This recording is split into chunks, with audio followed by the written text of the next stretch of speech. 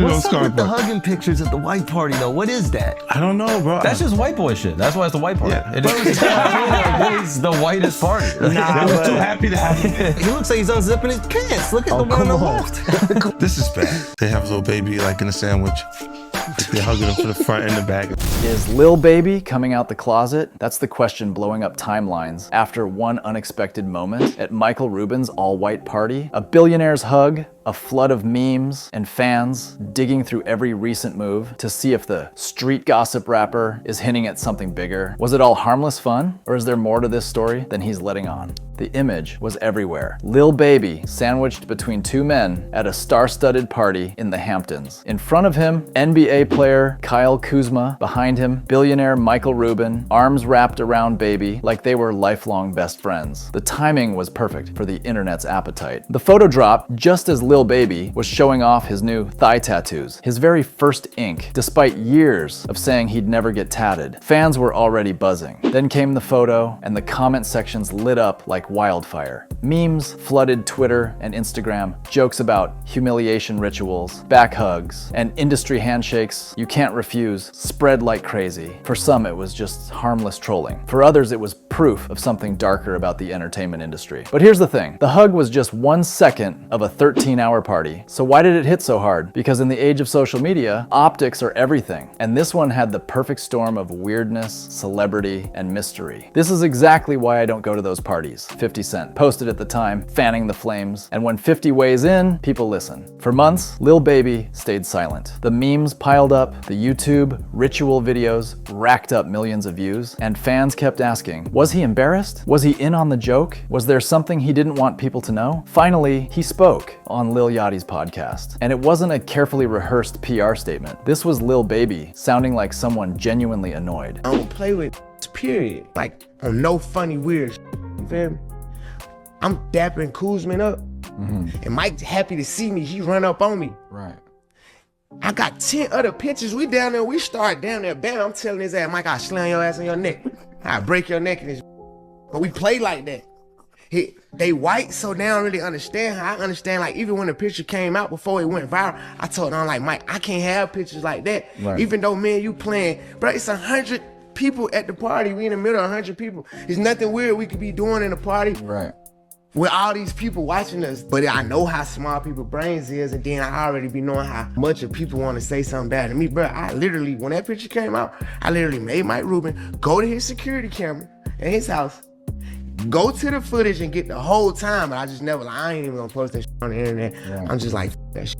I don't play with guys. No funny, weird stuff. He explained that Rubin had run up to him in excitement. The hug lasted seconds, and they were in the middle of a crowded party with over 100 people. Nothing else to it. But here's where it gets interesting. Lil Baby was so bothered by the internet chatter that he actually asked Rubin to pull the party's security footage to prove his point. Rubin did it, Baby watched it, and then he decided not to post it. Why? According to him, releasing it would just give the story more oxygen. In his words, man, just keep on going. To get why this hug mattered so much, you have to understand Michael Rubin's place in the celebrity ecosystem. Rubin isn't a music exec, a rapper, or an athlete. He's a billionaire businessman, the founder and CEO of Fanatics, the sports merchandising giant with exclusive deals with the NBA, NFL, MLB, Formula One, WWE, and more. His net worth, over $10 billion. But Rubin's real power isn't just money, it's access. His parties are legendary. His 4th of July white party in the Hamptons became the place to be seen. We're talking Jay-Z and Beyonce sipping cocktails on one side, Drake laughing with Kendall Jenner on the other, and NFL stars playing beer pong by the pool. It's the ultimate blend of sports, music, Hollywood, and Wall Street. For a rapper, getting invited is a sign you've truly made it. For Rubin, these events are his way of building influence, connecting with everyone from CEOs to Grammy winners in one backyard. But with that influence comes whispers about what really happens behind the gates.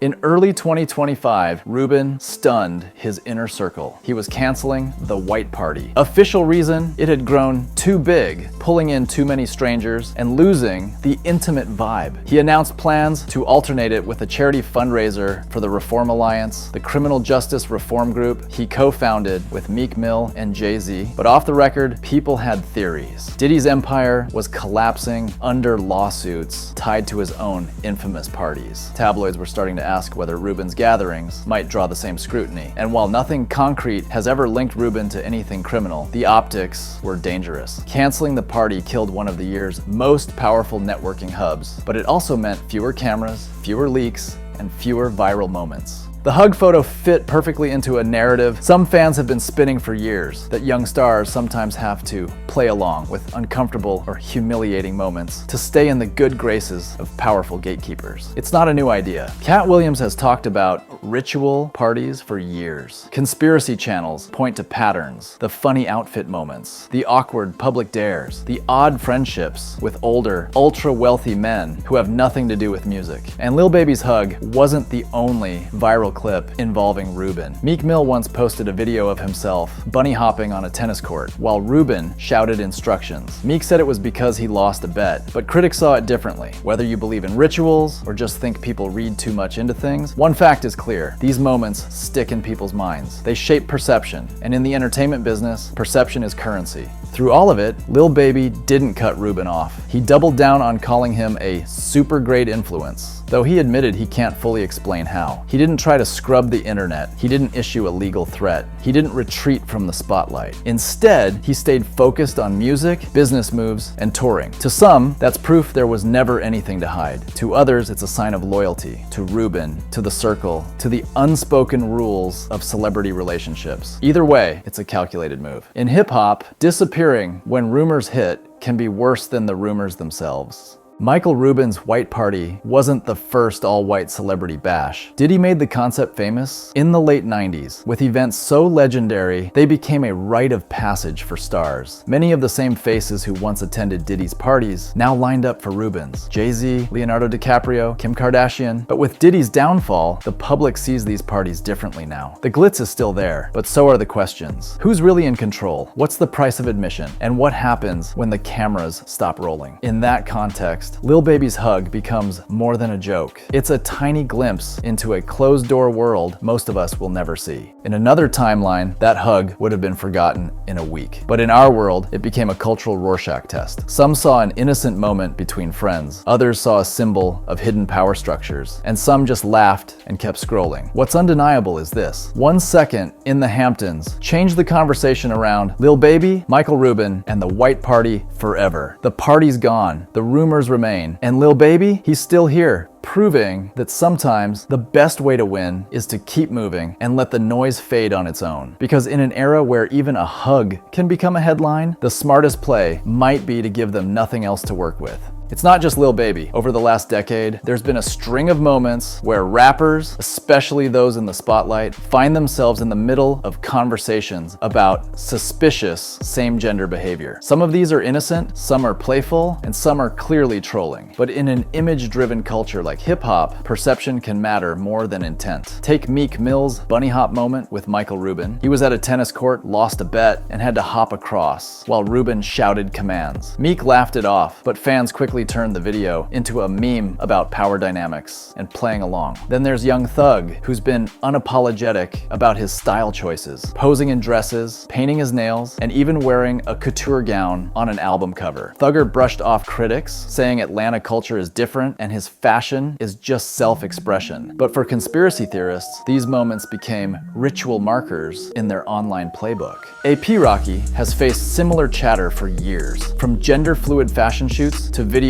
that blurred the lines of typical masculine presentation. Rocky called it art. His fans applauded the creativity, but critics filed it alongside other Hollywood initiation examples. And of course, P. Diddy, probably the most dissected figure when it comes to these rumors. From offhand comments in interviews to party footage resurfacing years later, Diddy's career has been shadowed by speculation. In 2024 and 2025, with lawsuits piling up, those whispers got louder. Each of these examples might mean nothing in isolation, but online, they're treated like puzzle pieces, little clues of an alleged industry undercurrent that only a few insiders ever talk about. The so-called humiliation ritual idea thrives on connecting these dots. Comedian Cat Williams has been one of the loudest voices saying that Hollywood, and by extension, the music industry, sometimes tests newcomers through uncomfortable situations. The theory claims that stars are invited to private events where the environment feels safe, friendly, even celebratory. In that relaxed state, often with alcohol flowing, they're encouraged to do something playful but compromising. Someone captures it. Whether or not it's ever used, that footage becomes silent leverage. Believers point to patterns. A rapper's image suddenly shifts. They appear in odd public scenarios, and not long after, their career skyrockets, or they suddenly dodge serious legal trouble. No one has proven it, but the internet doesn't need proof. Just enough examples to keep the theory alive. And when Lil Baby's hug surfaced, it slid neatly into the narrative. There's also a generational factor here. Younger fans grew up in a world where male artists wearing pearls, nail polish, or skirts isn't shocking. Older fans see the same image and instantly connect it to the rumors they've heard for decades. This generational split means conversations about same-gender optics in hip-hop aren't just about what happened. They're about what era you're from and how you read those moments. The hug keeps coming back because it sits right in that tension. Was it just a friendly greeting, or was it part of something bigger? If you're 20, you might see nothing unusual. If you're 40, you might see a warning sign. That clash of perspectives keeps the story evergreen and keeps people arguing about it long after the party ended. If you like this video, then be sure to subscribe to What's News for more.